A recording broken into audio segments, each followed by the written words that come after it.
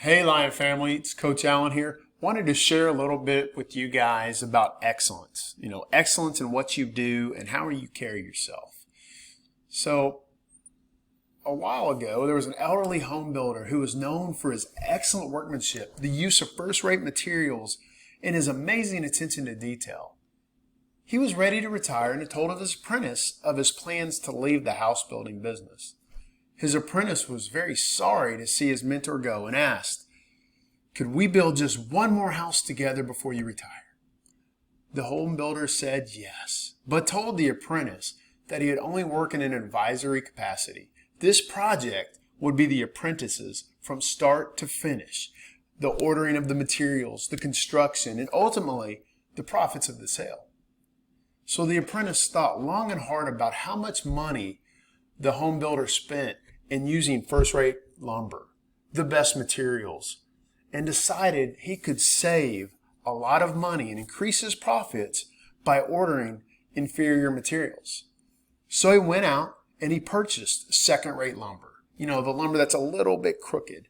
Got the second-rate electrical conduit, the building, the plumbing materials, all of that was the second-rate stuff. He thought to himself, once I put up the drywall, add a coat of paint to the walls, and put up the window dressing, no one will know the difference anyways, as long as the outside looks good. In time, it was easy to tell that his heart was not in the work, and he resorted to really shoddy workmanship that could easily be covered up with paint, carpet, and other window dressings. So when the apprentice finally finished the work, the builder came to inspect the house. The apprentice's plan worked. The elderly builder inspected the house, only able to see the exterior, and complimented the apprentice on a job well done. He looked the apprentice up and down, and he handed him the front door key to the house and said, "Apprentice, thank you for your time and efforts with me. This is your house. This is my gift to you." What a shock. What a shame. If he'd only known he was building his own house, he would have done it all differently. But now the apprentice is stuck and has to live in the home he had built, not doing his best. So it is with us. We build our lives in a distracted way, reacting rather than acting, willing to put up less than our best, and at important times in our lives and important points, we do not give our best efforts to the job at hand. And then with the shock, we look at the situation we've created and find we're living in a house that we have built. If we had realized, we would have done it differently. Think of yourself as the carpenter. Think about your house. Each day you hammer a nail, you place a board, you erect a wall. So I suggest you build wisely. This is the only life you're ever going to get. This is the only life you are ever going to build. So even if you live it in only one more day, that day deserves to be lived graciously and with your best effort. The plaque on the wall of your house should say, who could say it more clearly? Your life today is a result of your attitudes and choices in the past. Your life tomorrow will be the result of your attitude and choices you make today. So what does Scripture have to say about this? Scripture says this.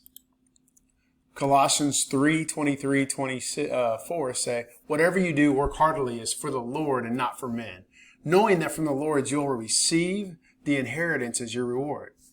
You are serving the Lord Christ. 2 Timothy 2:15 says this, "Do your best to present yourself to God as one approved, a worker who has no need to be ashamed, rightly handling the word of truth." Matthew 5:16 says this, "In the same way, let your light shine before others, so that they may see your good works and give glory to your Father who is in heaven."